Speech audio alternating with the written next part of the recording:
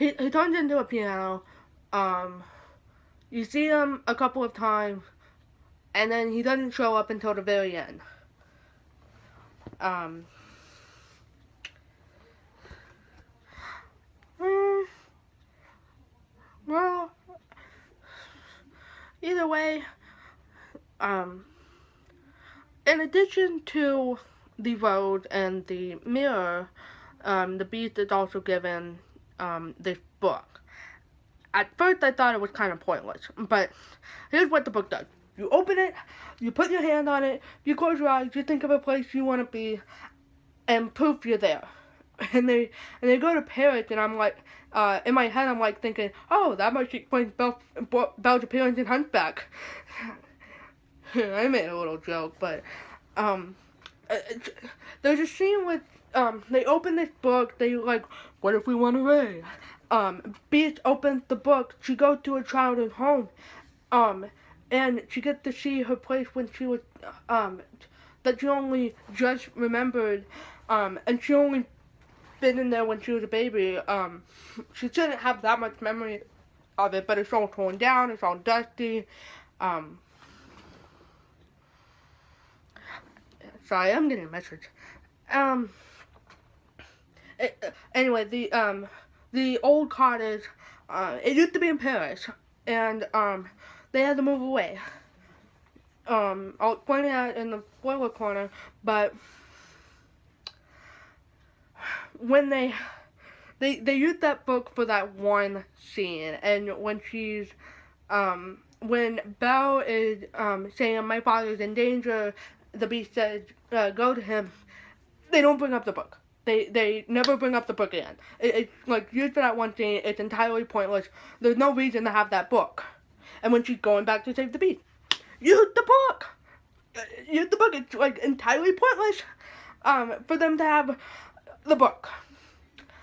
I mean, if they like used it at the end, like maybe if there was an after credit scene, maybe if there was an after credit scene where they used the book, like Belle uses the book and like they put their hand on it, they think of a place. Like if the prince and Belle got married, they could put their hand on a book and they think of a place that they could like use it for their honeymoon or something. But no, they never bring it up again. It's just for that one scene and it's entirely pointless. Why would you do that? You had so much development going into that book and they never brought it up again. It's pointless. In the original, his only view to the outside world was this enchanted mirror and book. Don't bring it up again. I went on and on about that book in the theater. I did a little review in the car, saying that they never brought up the book, and I was really, really pissed off about it. And it looked like a really cool book. I saw it in the trailers, and I'm just like, oh, that's really cool. I hope they do something really, really cool. Never brought up again. I wanted to go back to the song real quick.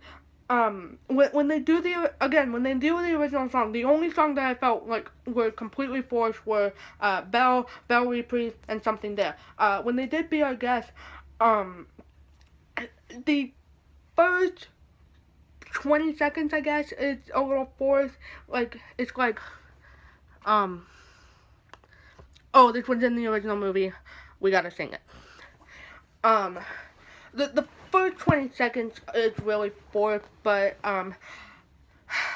when they started with the plates flying and everything else, and I'm just amazed. I just want to be in Belle's shoes right now. I'm like, oh, it's so beautiful, it's so beautiful, it's so beautiful. And I'm just like leaning back in my chair. I almost fell out. I'm leaning back in my chair and I'm like, oh, it's so good, it's so beautiful. It was so pretty to look at. Again, the visuals are really, really great.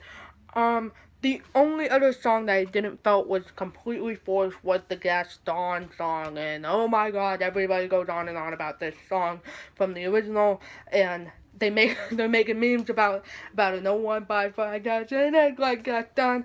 No one talks like Gaston, or something like that.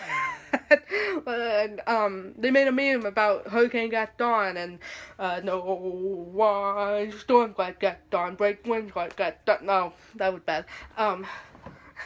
Well, about that, there was a little bit of an editing area. Editing error. I cannot speak right now. There was a little bit of an editing error because I got called on by my mother. Anyhow, getting back on the Gaston song, I felt like when it started, I was like, oh boy, here we go, it's gonna be an awful performance.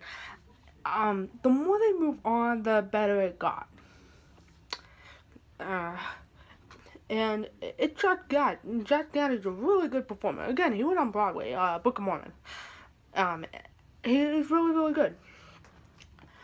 I felt like LeFou's character is probably the best sidekick I've ever seen. That's not saying a lot. He wasn't my favorite sidekick, in the animated one or any animated films, period. But in this one, I loved his character. Like, he actually questions what Gaston should do, and Gaston, like, abused him. Like, he doesn't just smack, punch, punching back. He's like, it's like, they do one thing, and LeFou just standing there like, I don't think this is such a good idea. I think he might be right about something. And Gaston's like, are you going to sit there and question me, or are you gonna get on the carriage and leave with me? And I'm just like, oh, this Gaston is threatening. I don't want to be with this Gaston. And it makes me love LeFou. Like, he questions whether or not he should trust Gaston, or even be with Gaston, or even be in love with Gaston. Like, yeah, there's a gay moment. It's just like one scene. He winks, and he's like hugging Gaston like a woman would hug her boyfriend, and he's like, too much.